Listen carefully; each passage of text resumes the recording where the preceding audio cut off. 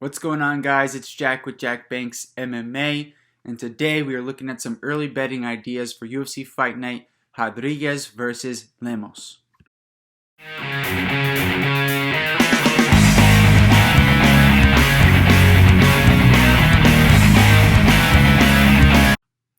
Alright, so we're going to kick things off with the main event of Rodriguez versus Lemos, and then I have 4 other fights on this card that I have capped. Similar to last week, I think it's a bit of a tricky card, but I do have more confidence in the favorites this week than I did last week. So I think there are some parlay opportunities with the card and some of the picks that I have here. So with that being said, the main event now is Rodriguez versus Lemos. It was supposed to be, obviously, Bryce Mitchell versus Movsar Evloev, and that fight was scrapped. So now we have a fight of 2 contenders. I think if Rodriguez wins, she has a legitimate claim at a title shot next. And I think if Lemos gets a finish, I think she can say the same as well. They're both, they're very different fighters. Lemos obviously started at 135, and she's come down to 115, and she's kept her power. She's much more, it's a classic kind of, in terms of a striking battle. You have one fighter who's more of a technician, likes to just pitter-patter from the outside, and we'll be okay in Rodriguez in winning a decision here. Whereas Lemos is more likely to look for and potentially get a finish. She's got tremendous power. We saw that, in several of her fights. That the front kick up the middle, I know the Angela Hill fight was a bit controversial as to whether she actually Lemos won the fight or not. But that front kick up the middle, she landed in the first round, and she actually landed it again in the third round. That is lethal. And she's got a ton of power in her hands as well. But cardio-wise, there are some concerns. And with this being a 5-rounder, the main event here, you have to factor that in. How will she look in rounds 3, 4, and 5? So I don't have a strong lean on the main event, but I do think as of right now, the line is like Rodriguez minus 200, Lemos plus 170 or so. If that line moves more in Rodriguez's favor, let's say she gets to minus 250, even minus 300, I think I have to play Lemos there just because she's got the power advantage, and I don't think the speed is too significant on the Rodriguez side. Plus, in the Yan Xiaonan fight, Rodriguez did not get off to a great start there, and you could argue Yan Xiaonan won the fight. Now, Xiaonan and Lemos have some similarities, but they're different. So, it's tough to say, Lemos can just replicate the game plan from Xiaonan, but I do think there could be some value on the Lemos side there. All right, moving on to some fights that I have more confidence in. And we're going to start with Tagir Ulanbekov versus Nate Maness. So I don't necessarily favor Nate Maness in this fight, but I think similar to the last one, if the odds go too far in Ulanbekov's favor, you have to play Nate Maness as the underdog here. I know it's scary because Nate Maness is dropping down to 125, and we've never seen him at 125. So that right there is an immediate, if not a yellow flag, a red flag, right? But we've seen Nate Maness go up against wrestlers in Tony Gravely and show really good takedown defense. So, and we saw Ulanbekov in his last matchup against Tim Elliott have some difficulties. We saw Ulanbekov against Alan Nascimento have some trouble. I think Nascimento could have won that fight, even though he spent the majority of the fight on his back. Nate Maness is nowhere near, the grappler of Alan Nascimento. I think Nascimento's pretty damn good. But I just think with those last 2 performances from Ulanbekov, he's shown that, he's not quite at the same level as some of his Dagestani co-training partners, I should say, teammates rather. So I do think, if the line gets up on Ulanbekov minus 170, minus 180, I have it capped Ulanbekov minus 130, Nate Maness plus 105. So I think there could be some value on Nate Maness. Next up is the guy that Alan Nascimento beat, which is Jake Hadley taking on Carlos Candelario. I have Hadley here as the favorite. I think Alan Nascimento is really good. I think Jake Hadley, he had some moments in that fight, but it was also his first UFC fight, so you have to factor in maybe some UFC jitters, as well as the fact that, again, Nascimento is good. I think he's just really good.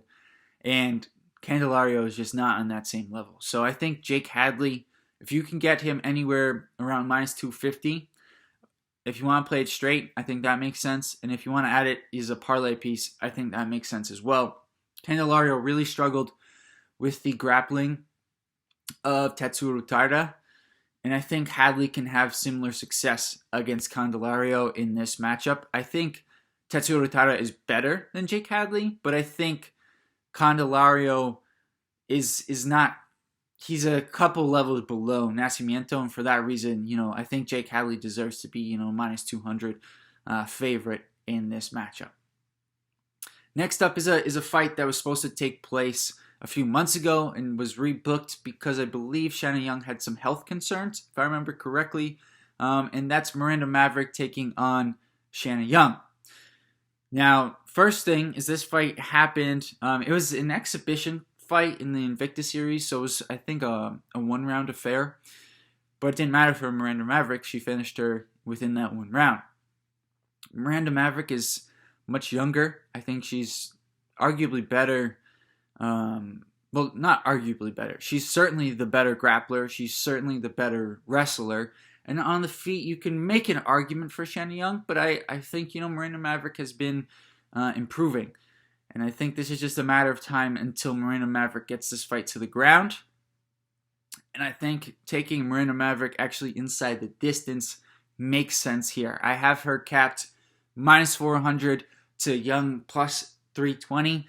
I am sure the line will be greater than that just because that's where it was the last time. And usually when these fights are rebooked, the favorite kind of grows a little bit in terms of odds. So if you like Shanna Young, maybe there's some value there on her. But personally, I will be looking to play Maverick inside the distance. I have it capped at minus 150. So if I get anything better than that, I will be looking to play that with a decent amount of money, I think. The last bet that I have confidence in on this card is Mario Batista taking on Benito Lopez. So on this card, if you guys have noticed, really I have maybe some value, Nate Maness in Lemos, but for the most part, I'm looking at a couple of favorites in Maverick, Hadley, and now Mario Batista. First, on the Batista side, I think he's looked really good lately. I think he's taken maybe not a leap, but certainly a step forward in his career in his last couple of performances. The last performance against Brian Kelleher was really good. The performance against Jay Perrin before that, even though he didn't get a finish, he was pretty dominant throughout the entire fight. And he did what he was supposed to do against a guy stepping in short notice, albeit he didn't get the finish. I just think Batista has the grappling advantage, which I think is significant in this fight. And Benito Lopez, you can make the argument he hasn't fought in 3 years now, so maybe he's improved. But he has had a number of injuries. I was noticing on his Instagram, he started a career in real estate as well. So, good for him. But as a bettor, it makes me wonder where he's at in terms of his focus. Now, we've seen other fighters, Ally Quinta, Stipe Miocic, for example, who've had other jobs. Even Demetrius Johnson, earlier in his career, had other jobs and were able to have success in the octagon. But for me, as a bettor, I'm looking for certainties and things that I can rely on. Mario Batista has been fighting consistently for the past few years, and in my opinion, improving fight to fight. Whereas Benito Lopez, even in his time when he was fighting consistently, I didn't see much improvement from fight to fight. So I think maybe I'm a little bit heavy on the Batista side here, but I think he wins this fight 80% of the time. I have him capped minus 400, and I'll be looking to play Mario Batista quite a bit going into the fight against Benito Lopez. I think, depending on where the odds end up, I was kind of surprised he was like minus 250 or so, and I noticed I think he started minus 265. So that line drops to minus 200. I think I'll just play Batista straight. For right now, I have a parlay with Batista and Hadley, but I think I might look to include Miranda Maverick in that as well. But yeah, like I said, guys, I don't have a ton of confidence in the rest of this card. Some of these fights are a little bit weird. We have, for whatever reason, Josh Parisian and Chase Sherman in a probably loser is cut matchup, but the winner is on a 2-fight win streak, which is kind of crazy. You have Jinyu Fry taking on Polyana Viana, Johnny Munoz taking on Ludwig Shalinian, and again, I think a fight where the loser could get cut.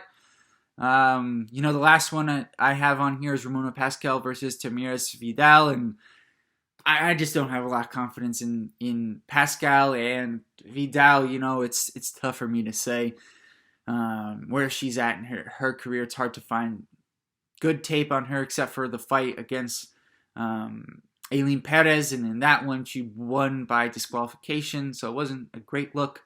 But I digress. If there's any fights that you guys have confidence in on this card, I would love to hear it in the comments below and love to know your reasoning. But those are the 4 fights plus the main event that I have some confidence in. And next week, there are a lot more fights I'm excited to talk about for UFC 282. A lot better opportunities, I feel, on that card just because we know more about the fighters. So let me know what you guys think about what I think for UFC Fight Night Rodriguez versus Lemos, I should say. And I'll see you guys next week.